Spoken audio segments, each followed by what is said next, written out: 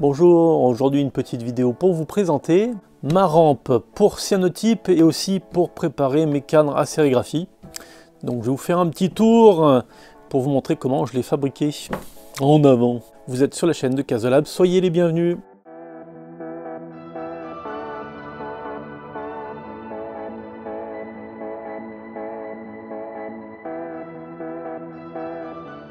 Donc la voici d'un peu plus près. Alors, la raison pour laquelle j'ai mis du tissu par-dessus, c'est assez simple, c'est que j'ai mis dedans deux panneaux à LED pour permettre d'insoler mes cadres et mes cyanotypes. Et ce sont deux panneaux de 100 watts. Alors c'est assez puissant.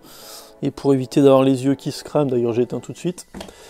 Voilà, pour m'éviter d'abîmer mes yeux à force de les utiliser, j'ai fait une tente en tissu pour que je puisse après laisser allumer sans que ça me dérange. Donc je l'ai conçu pour pouvoir faire entrer mes plus grands cadres qui sont au format 40 par 60. Donc en gros c'est un cadre sur lequel je peux après faire un petit pont en A3. Donc la hauteur vient du fait que je ne peux pas coller trop près les rampes à LED, autrement la lumière sera mal répartie. Donc j'ai essayé de faire un ratio assez haut pour que le faisceau puisse être assez large et répartir la lumière correctement dessus tout le cadre. J'en ai mis deux après côte à côte justement pour bien répartir et assez puissant pour que ça fasse à peu près la même densité d'UV qu'un soleil en plein été. Donc pour mon cadre à sérigraphie, je mets à peu près 1 minute 30 pour les insoler et mes cyanotypes entre 10 et 15 minutes suivant ce que je veux faire avec. Donc c'est assez puissant et assez costaud. Ça me permet en plus d'avoir des temps assez courts pour pouvoir les faire relativement vite et pas perdre trop de temps, surtout pour les cadres. Voilà, donc je vais vous le déshabiller pour montrer un peu la structure interne. Alors voyons ce qui se cache sous tout ce tissu. Hop, hop, alors ça partira pas plus loin parce que là j'ai fixé à l'extérieur l'interrupteur qui est là. Je sais pas si on le verra, mais je vous le montrerai après. Donc voilà, ça se décompose comme ça. J'ai fait une structure en fait pour maintenir la tente dans la bonne longueur avec des petites équerres. Après c'était du bois de récup de l'atelier avec des montants et en dessous une planche.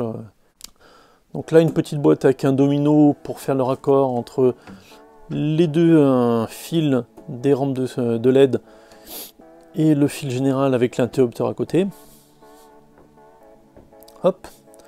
L'interrupteur d'ailleurs, hop, il est ici. Donc vu du dessus, ça donne ceci.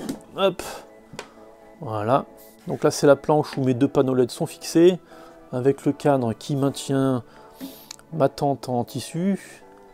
Là la boîte de raccord pour raccorder en fait ensemble avec un domino mes deux rampes de LED qui sont à l'intérieur, avec le fil d'alimentation électrique. Pas très compliqué à faire en fait. Le plus embêtant ça a été de fixer la boîte dessus la planche. Après raccorder les fils sur le domino, ça a été relativement facile.